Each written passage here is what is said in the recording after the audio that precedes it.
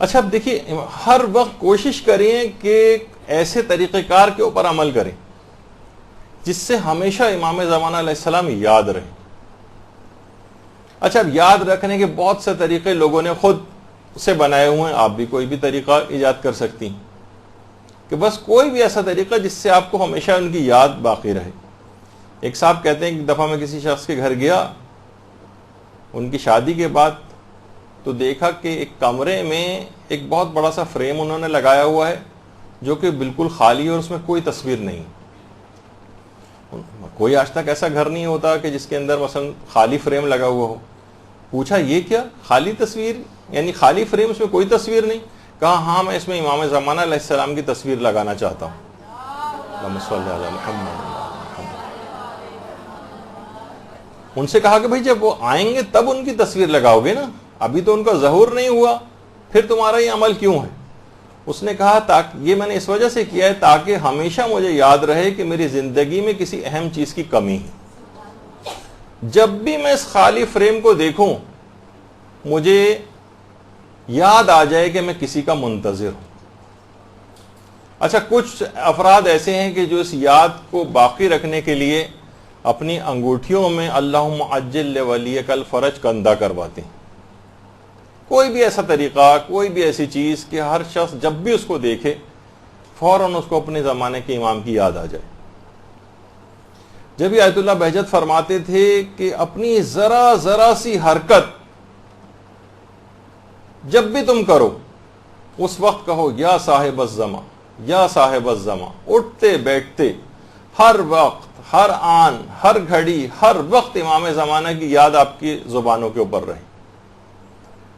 صبح جب اٹھو، آغا بہجت فرماتے تھے صبح اٹھنے کے بعد ادب سے کھڑے ہو کر دن کا آغاز امام زمانہ علیہ السلام پر سلام کے ذریعے کیا کرو، پھر ان سے مدد مانگا کرو. آغا، امام، آقا میری مدد فرمائی. اور فرماتے تھے رات کو سونے سے پہلے سینے پر ہاتھ رکھو اور اپنے زمانے کے امام کو سلام کیا کرو، اس کے بعد سویا کرو. اس طرح شب و روز اپنے اس محبوب حقیقی کی یاد میں بسر کیا کرو. اگر تم نے ایسا کیا، بہت اہم جملہ آقا بہجت نے فرمایا، اگر تم نے ایسا کیا جیسے کہ انہوں نے ابھی بتایا کہ صبح اٹھنے کے بعد ادب سے کھڑے ہو کر دن کا آغاز امام زمانہ پہ سلام سے کرو، ان سے مدد مانگو، رات کو سونے سے پہلے سینے پہ ہاتھ رکھ کے امام زمانہ کو سلام کر کے سو. اس طرح شب و روز اپنے اس محبوب حقیقی کی یاد میں بسر کرو. یاد رکھو اگر تم نے ایسا کیا تو جان لو کہ تمہاری زندگی میں شیطان کے لیے کوئی جگہ باقی نہیں رہے گی. جو ہر وقت اپنے زمانے کی امام کی اس طرح سے یاد میں کھویا رہے، ایسی برکتیں اور ایسی شیل اس کے اطراف میں آ جائے گی کہ شیطان کو اس کی زندگی میں قدم جمانے کا کہیں موقع نہیں مل سکے گا. یا صاحب الزمان.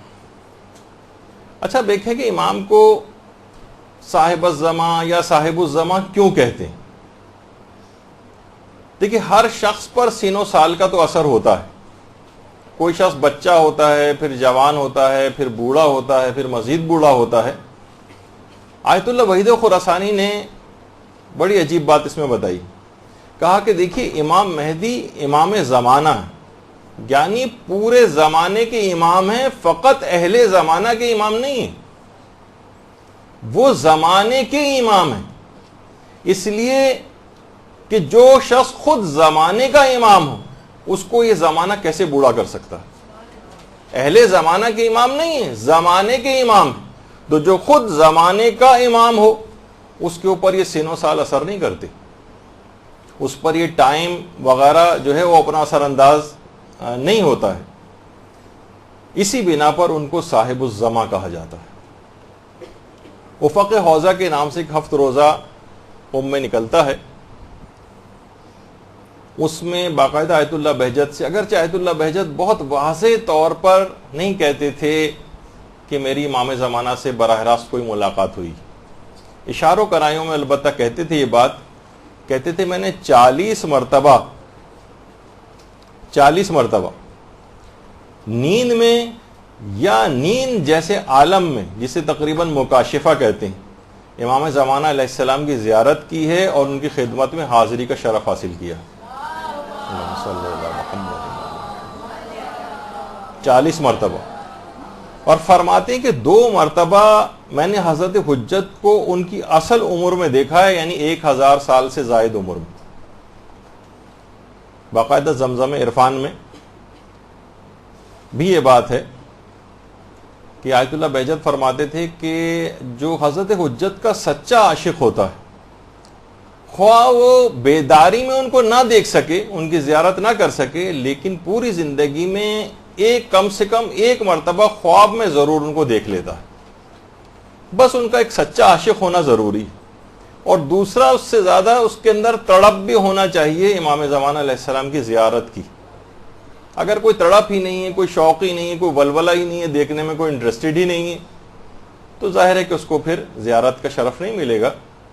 جتنی تڑپ ہوگی اتنی ہی زیادہ اس کے امکانات ہوں گے کہ اس کو امام زمانہ علیہ السلام یا تو براہ راست دیکھ سکے وہ، یا کم سے کم 1 مرتبہ خواب کی حالت میں تو ضرور اس کو زیارت ہو جائے گی. اور وہ یہ بھی فرماتے تھے 1 مرتبہ میں نے خواب میں اس طرح سے زیارت کی تھی اور حضرت حجت کو دیکھا تھا کہ ان کی عمر 1000 سال تھی، لمبا قد تھا اور دراز اور گھنی داڑھی تھی. اور دوسری مرتبہ میں نے ان کو ایک 30 سالہ جوان کی صورت میں دیکھا تھا، لیکن 30 سالہ جوان کی صورت میں دیکھنے کے باوجود احساس ہوتا تھا کہ ان کی عمر 1000 سال سے زائد ہے. تو کوئی بھی طریقہ کار امام زمانہ علیہ السلام کو سلام کرنے کا، جیسے آپ نے دیکھا کہ انہوں نے اپنی تصویر لگائی ہوئی تھی، انگوٹھی پہ لکھ کے لگایا ہوا تھا، ہر وقت ایسی چیزیں. جب علماء کہتے ہیں کہ امام زمانہ کی یاد کا ایک طریقہ یہ بھی ہے کہ آپ اپنی اولادوں کے نام امام زمانہ علیہ السلام کے نام پر رکھیں، ان کے القابات کے اوپر رکھیں ان کے نام، اسی طرح سے اپنے اداروں کے نام ان کے نام پر رکھیں. اور خدا کا شکر ہے کہ آپ جس ادارے کے اندر اس وقت ہیں اور یہ بھی انہی کے نام نامی کے ساتھ مدرسۃ القائم کے نام سے امام زمانہ کا ہی ایک لقب ہے، اس لحاظ سے یہ سعادت حاصل ہوئی ہے. اور یاد رکھنے کے اور بھی بہت سارے طریقے ہیں. ہم خود دیکھتے ہیں جب انٹرنیٹ پہ کوئی چیز سرچ کر رہے ہوتے ہیں تو اس وقت کچھ ایرانی سائٹس کے اوپر خاص طور پہ یہ دیکھا ہے کہ مثلا سائٹ اس وقت تک اوپن نہیں ہوگی جب تک کہ ایک خاص جگہ کے اوپر لکھا ہوا ہوتا ہے کہ اس جگہ کو کلک کریں اور امام زمانہ علیہ السلام پر درود پڑھتے ہوئے کلک کریں. اللہم صلی علی محمد و علی محمد.